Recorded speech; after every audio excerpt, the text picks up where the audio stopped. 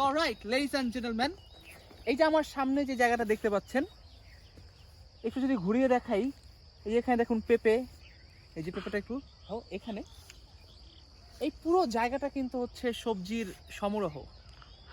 পুরো জায়গাটা দেখুন, সবজি চাষ হচ্ছে এবং এই জায়গা থেকে প্রান্তিক লেভেল পর্যন্ত আমরা যারা ঢাকাতে আছি এদের কাছে কিন্তু সবজি পর্যন্ত পৌঁছাচ্ছে।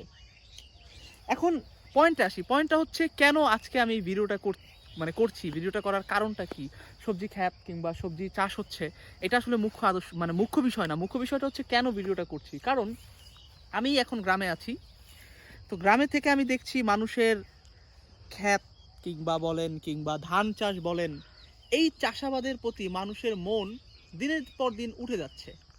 মানে মানুষ এখন আর চাষাবাদি করতে ইন্টারেস্টেড না। যেখানে আগে আমি আজকেও একজনের সাথে কথা বললাম, 700 টাকা দিয়েও তারা কিন্তু লোক পাচ্ছে না তাদের এখানে চাষ করার জন্য। এখন এই যে এত টাকা দিয়েও একটা মানুষকে যদি আপনি 700 টাকা পার ডে দেন, তাহলে কিন্তু মাসে প্রায় 21,000 টাকা বেতন পড়ে। যেখানে অনার্স মাস্টার্স কমপ্লিট করে আমরা কিন্তু 15 থেকে 20,000 টাকার জবেই প্রথমে ঢুকে থাকি, কিন্তু এখানে অশিক্ষিত মানুষরাও কিন্তু 21,000 টাকা সমমূল্যের একটা জব, যেই জবটা কিন্তু তারা করতে চাচ্ছে না। কারণ মানুষ আসলে ওইভাবে অতটা পরিশ্রম করতে চাচ্ছে না, নাম্বার 1 হতে পারে। নাম্বার 2 যেটা হতে পারে সেটা হচ্ছে মানুষ আরও অল্প পরিশ্রমে আরও বেশি টাকা আয় করতে চায় এখন। বাট দিন শেষে আমাদের সমস্যাটা হচ্ছে, আমরা কিন্তু দিন শেষে চালের দাম আপনারা দেখেন, সবজির দাম দেখেন, আপনারা মাছের দাম দেখেন। যদি আমি এখান থেকে নিয়ে একটু ওই সাইডে বলি, ওই সাইডে কিন্তু নদী আছে, নদী মানেই মাছ। তার মানে মাছকে যদি নিয়ে আমরা বিশাল পরিসরে আমরা চিন্তা চেতনা করতে পারি, তাহলে কিন্তু আমাদের অনেক ভালো একটা দিকে কিন্তু আমরা পৌঁছাতে পারবো। এখন মোরাল অফ দি স্টোরি হচ্ছে, আমি মনে করি যে আমাদের যারা গ্রামীণ যারা রয়েছেন, যারা বিশেষজ্ঞ রয়েছেন, যারা বুদ্ধিজীবী রয়েছেন, এদের উচিত এই পুরো ক্ষেত যা আছে এগুলো সব কিছু নিয়ে আমাদের রিসার্চ করা উচিত, যে আমরা কিভাবে আমাদের দেশে, আমাদের গ্রাম অঞ্চলে কিভাবে আমরা এগুলোর ফসল আমরা আরও চাষ করতে পারি, এবং কিভাবে আমাদের দেশ থেকে আমরা প্রোডাক্ট রপ্তানি করে আমরা টাকা আয় করতে পারি। আমাদের দেশে যতটুকু, আমাদের দেশে কিন্তু এই যে দেখেন এই মাটিটা, আমি যদি দেখাই, এই যে মাটিটা একটু ধরেই আপনাদেরকে দেখাই, এই মাটিটা কিন্তু একদম খাঁটি।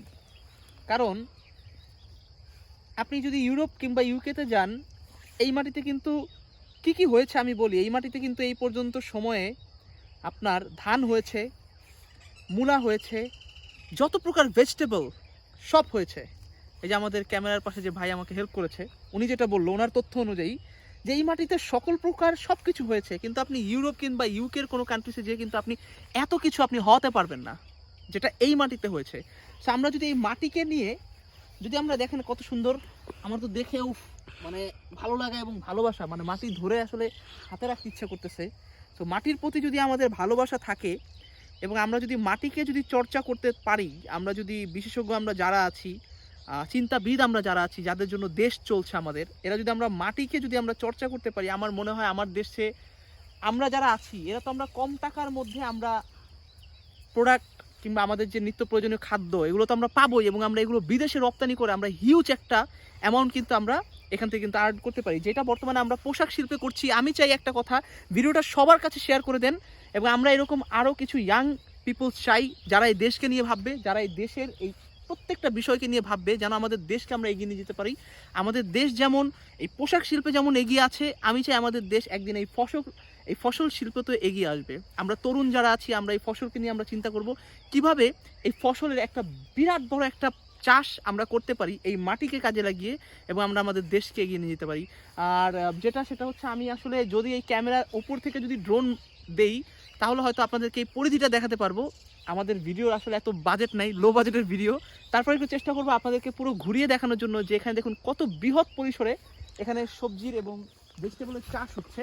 আপনারা দেখেন, আমি এই যে ওই পাশে তো আছেই, এই সাইড থেকে আমাদের আপনি কোনো কুল কিনারা পাবেন না এখানে, কিন্তু কোনো আমার চোখ যতটুকু যাচ্ছে, ওই যে ওই পাশে যে গাছগুলো দেখতে পাচ্ছেন, বড় বড় গাছ, হয়তোবা ওই গাছের ওইখানে সীমানা শেষ, কিন্তু এই পাশে যে যত গাছ দেখছেন, গাছের সীমানা শেষ।